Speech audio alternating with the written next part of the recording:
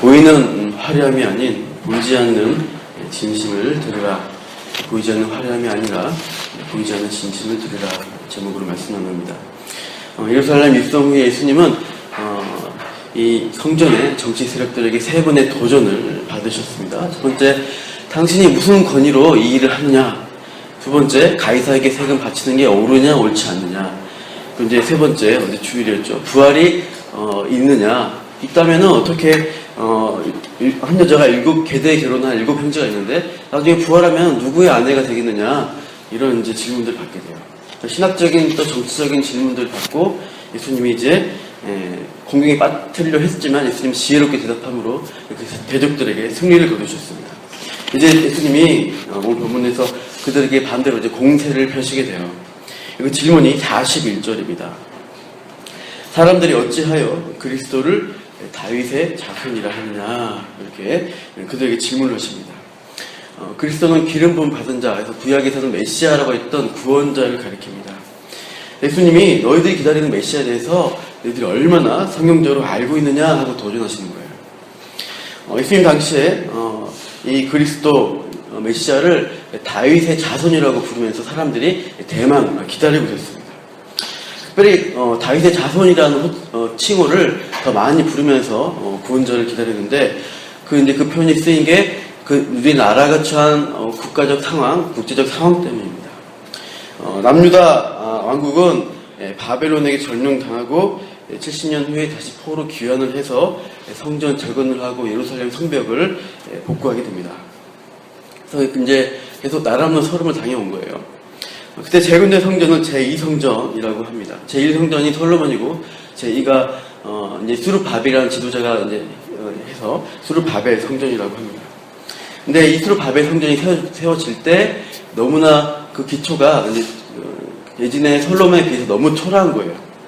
그러니까 에스라 3장을 보면은 그 기초를 놓을 때 원래 성전을 모르는 사람들은 기뻐하고 즐거워하고 함성을 지릅니다.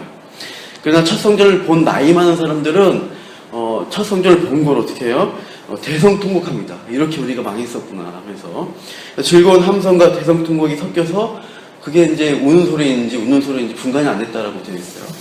이렇게 초라하니까 예수님이 태어나실 때 왕이었던 헤롯 대왕이 유대인의 환심을 사려고 그 수르바벨 성전을 화려하게 개보수 작업을 하게 돼요. 이게 이제 헤롯 성전이라고 하는 이제 그 예수님 시대에 있던 화려한 성전을 가리킵니다. 그래서 이 모든 일이 일어난 게 성전이 망하고 했던 게 애초에 나라가 망해서예요. 이민족의 침입을 받아서예요. 그래서 이제 계속 수백 년 동안 지배를 받아오니까 우리나라 유대가 독립했으면 좋겠다 이런 소망을 가지고 있었던 거고 또 그 당시 로마의 지배를 받으니까요.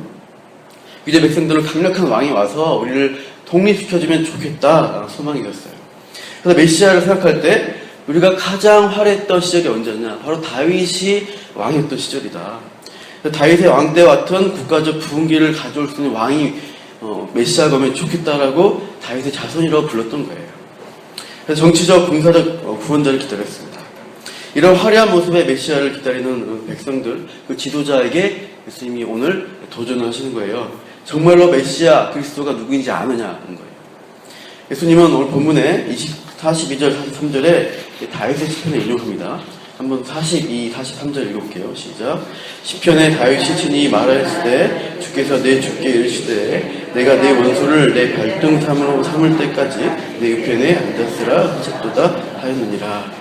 시편 110편 1절 이렇게 되어 있습니다. 여호와께서 내 주께 말씀하시기를 내가 내 원수들로 내 발판이 되게 하기까지 너는 내 오른쪽에 앉아있으라 하셨도다. 하나님의 우편에 앉아서 있게 되실 그 예언하신 그분의 메시아라는 거예요. 그분을 왜 사람들은 다윗의 자손이라고 부르느냐? 다윗의 후손으로 오실 다윗과 같은 화려하고 강력한 왕을 이제 생각하고 있는 것이죠, 사람들은.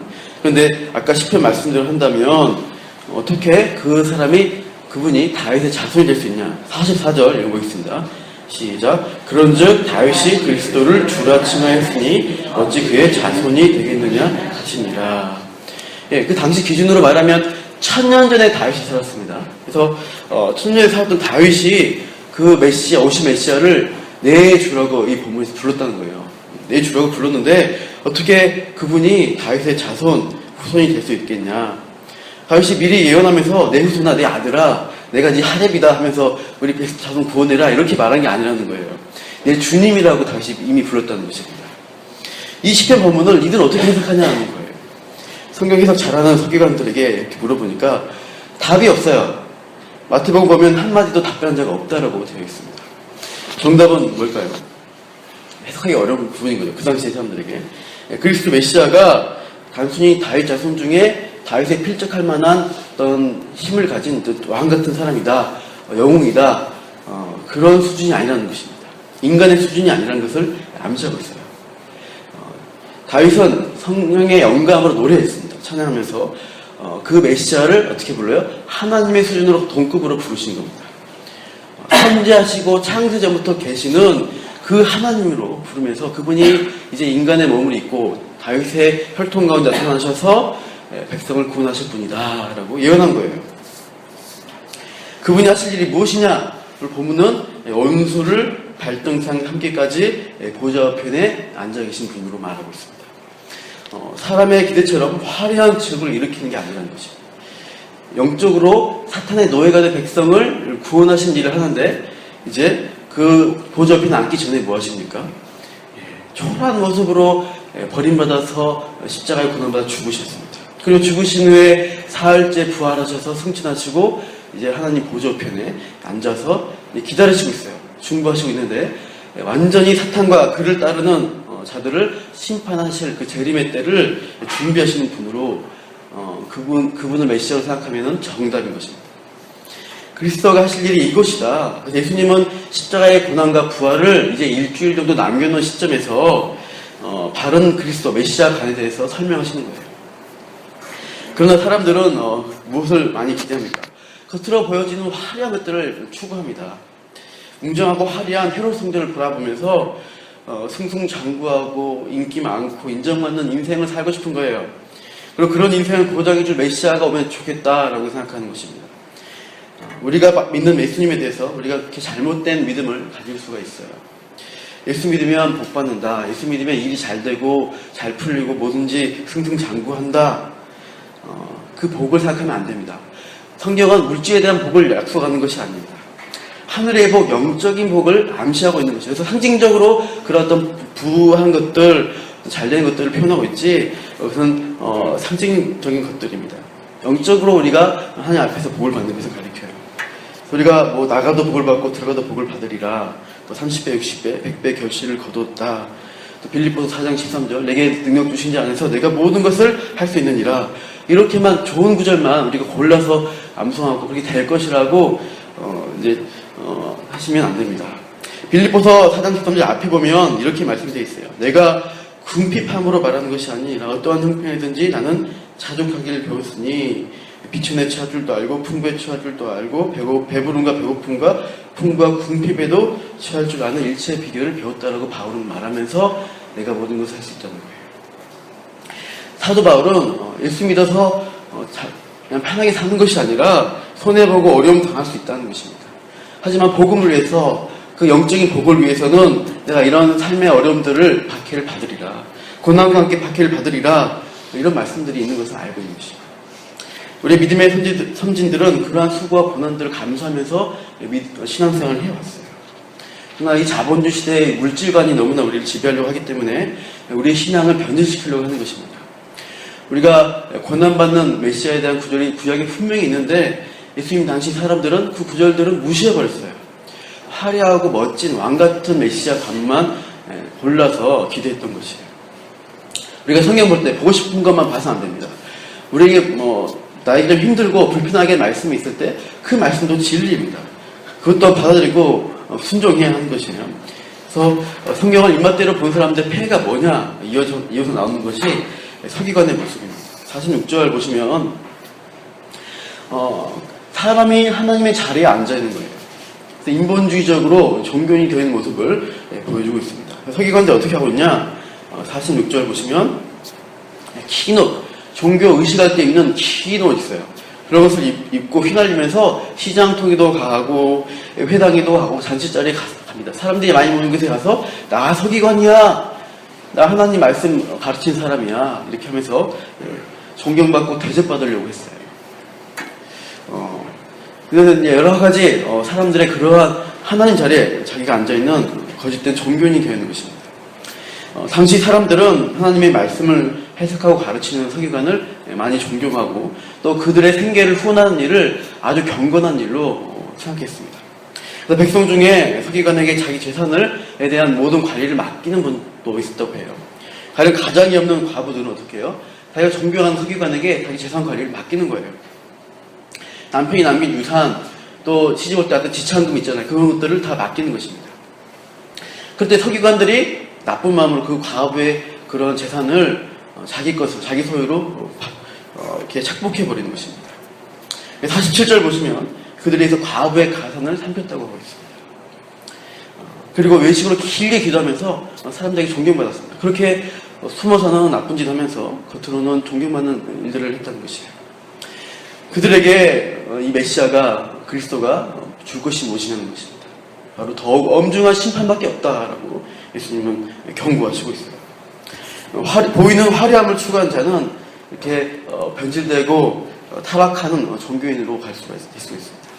우리도 외식하는 종교인 되지 않도록 주의해야 하는 것입니다. 외적으로 보잘것 없어도 중심에 진정한 마음, 또 겸손한 마음을 가지고 하나님 의식하면서 우리가 신앙생활을 해야 합니다. 보이지 않는 중심으로 들여서 칭찬받는 사람이 그 다음에 나오고 있습니다. 두 랩돈들인 과부입니다. 우리 3절, 4절 같이 한번 읽어보시겠습니다. 2, 3, 4절입니다. 시작. 또 어떤 가난한 과부가 두 랩돈 넣는 것을 보시고 이르시되 내가 참으로 너에게 말하노니 이 가난한 과부가 다른 모든 사람보다 많이 넣었도다. 저들은 그 풍족한 중에서 헌금을 넣었거니와 이 과부는 그 가난한 중에서 자기가 가지고 있는 생활비 전부를 넣었느니라 하시니라. 당시 예루살렘 성전의 뜰에는 13개의 헌금괴가 있었다고 합니다. 그래서 이제 아무나 와서 이제 당시 돈은 지폐가 아니라 동전이었어요. 동전을 넣으면서 헌물을 드렸습니다. 근데 노쇠로 만든 연보는 위에가 이제 폭이 좁고 아래가 이렇게 넓어진 나팔 모양이 돼서 그 시대 사람들은 나팔괴라고 부르는 헌금함에 나아가서 하나님 앞에 이제 헌금을 드린 것이죠. 근데 이제 노쇠로 만드니까 소리가 나는 거예요.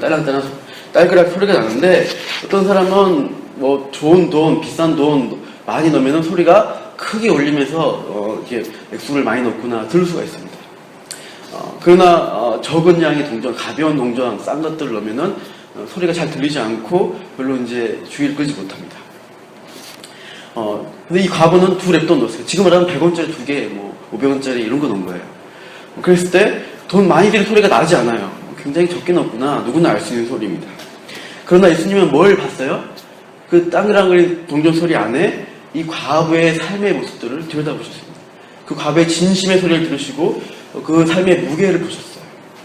그래서 다른 사람, 모든 사람보다 이 과부가 많이 넣었다라고 칭찬하셨습니다. 그런데 여러분, 우리도 주님께 칭찬받기를 원합니다.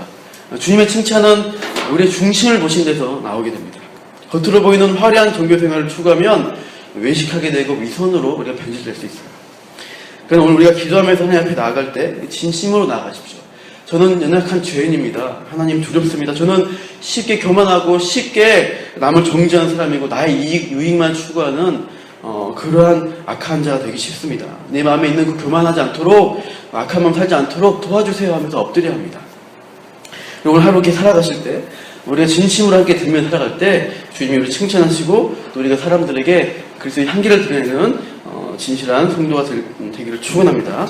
기도하겠습니다. 하나님, 우리가 아직 죄인 되었을 때 주님께서 먼저 우리를 사랑하시고 택하셔서 하나님 자녀 삼아 주셨습니다. 그러나 여전히 우리 안에 죄성이 있어서 하나님을 떠나 우리 마음대로 사는 모습들이 너무나 많습니다. 내가 하나님 자리에 앉아 칭송받고 인정받고 이기적으로 살려는 그럴 때가 있습니다. 그러나 이 시간 겸손히 하나님 앞에 엎드리며 참으로 기도하오니 중심을 다해 진심을 다해 하나님 앞에 섬기며 살아가는 주님의 귀한 자녀가 되게 하여 주시옵소서. 마음을 보시는 그 하나님 앞에 엎드리며 오늘도 우리의 모든 것들을 맡기면서 죄와 싸워나가 정말 많은 사람들에게 또 이 세상에 그 하나님의 거룩함을 드러낼 수 있는 우리 모두를 주님의 선한 도구로 사용하여 주시기를 간구합니다. 감사하며 이 모든 말씀 예수님 이름으로 기도합니다. 아멘.